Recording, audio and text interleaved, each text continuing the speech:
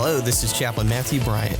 Welcome to the Spiritual Readiness Refuel, brought to you by the 914th Air Refueling Chapel team, equipping you with tools and real stories of faith, inspiration, and resilience, helping you to hone the mind and live resilience. In today's episode, I'll be introducing you to the third of 9 Resiliency Refuels, a series breaking down Dr. Henry Cloud's book, 9 Things You Simply Must Do to Succeed in Love and Life.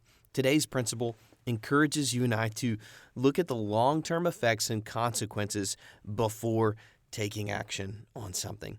So let me just kind of kick us off here, this episode, with a question. Have you ever experienced a dark season in your life that later on, in hindsight, you were able to look and see how that contributed to your success in a later season of your life?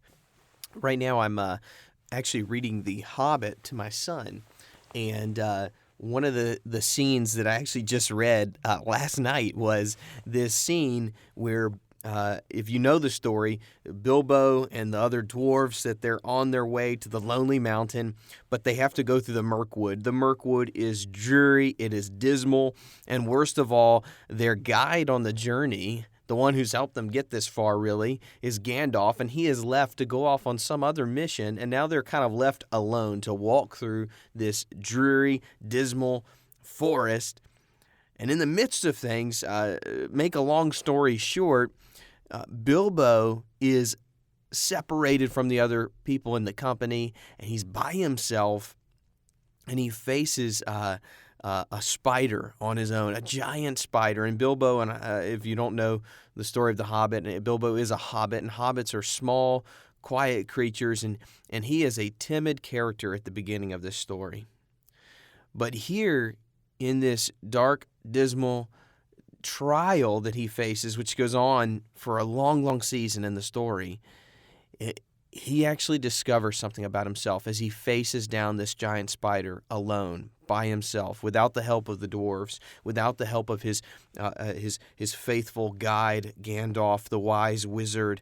And he's alone, and he faces this dreary season alone, and he rises to the occasion and discovers in the midst of this time a more courageous and confident hobbit than there had ever been. And so, even despite the fact that he had to go through this difficult season, when you sort of look at this scene a little bit further down the line, you see character development here that is priceless in the story. You know, at the beginning of the story, if you watch the movies, you may even be more familiar with this. Gandalf is asked the question by Bilbo, "Can you guarantee if I go on this journey with you that I'll be safe and that I'll come home?" And Gandalf turns around and in just a powerful moment says, "No, I can't. And if you do come, I can guarantee you that you won't be the same." And you sort of see that start to develop here. For me, as I'm reading the book, or if you've seen the movies, you see that character development in Bilbo's life. But this is a great, great movie. It's a great book. It's a great story. But when you think about it, not every scene is great. Matter of fact, some scenes are very difficult. Some scenes are very hard. But when you play the movie all the way to the end, what you see is those sometimes difficult seasons. They stacked up together to create a foundation for Bilbo to stand on later and to build on, and ultimately led to his success, and it ultimately led to the great story of the Hobbit and how he's able to overcome and have the courage to go into the mountain and face the dragon, and I'll leave the rest for you to read. But that's the principle that we're looking at here in Principle 3, is play the movie. Maybe you're going through a tough season. Maybe you're facing a difficult decision as it relates to a relationship you're in, maybe a marriage, maybe it's work. There may be a number of different scenarios that you can just play the movie as it relates to your situation. Take a minute and step back. Be reflective, right? We encourage that as a good self-awareness and emotional intelligence type of quality, as self-awareness, being able to reflect on your own actions, motivations. And sometimes it's hard to do that if you're constantly in that perspective of being the actor in the story. Sometimes you need to reposture yourself mentally and sit in the director chair for a minute and think about this one scene as it relates to the grand story, the grand narrative. And whether that scene seems difficult at the time or rather easy or nonchalant, the question is how is this scene that you're facing contributing to the grand story, the larger movie? And if it's a difficult season that you're going through, I want you to remember something. It's just a scene right now. Play the movie ahead. What is it that's coming next? What can be built upon because of this scene? There's lots of things that you could look at that, and in the book, there's the illustration that the author gives, Dr. Cloud gives of Tiger Woods and his success as a golfer, and how much easier it would have been for him to kind of have easier scenes on a daily basis, by sleeping in rather than getting up to go take practice shots and, on the golf course. He could have made easier scenes. You think about any successful athlete, how difficult were those scenes for Michael Phelps leading into the Olympics, the multiple Olympic games that he's competed in.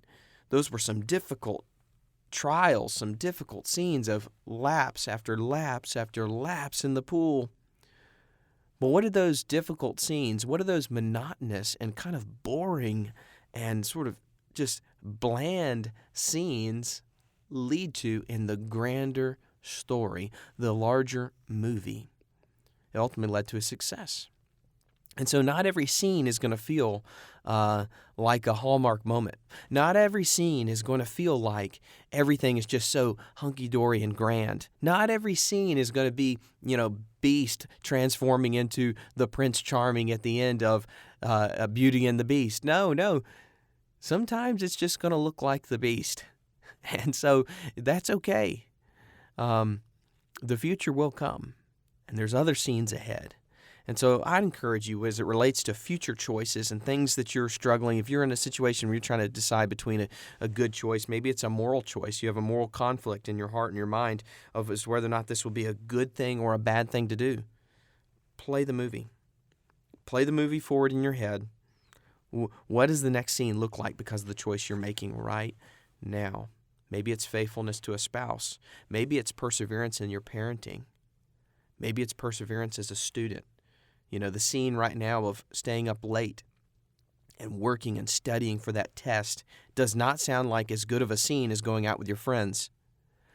But you play that movie to the end, and your friends may be the ones that are coming to you for a job because you stayed in tonight and you did the hard work. You worked through the gray, dismal scene or what felt like the Mirkwood of studying for a math final, rather than going out with your friends. But you know what? You play that story, you play that movie to the end, and what you have is you being more successful, ready to accomplish your dreams and goals in life because you said, you know what?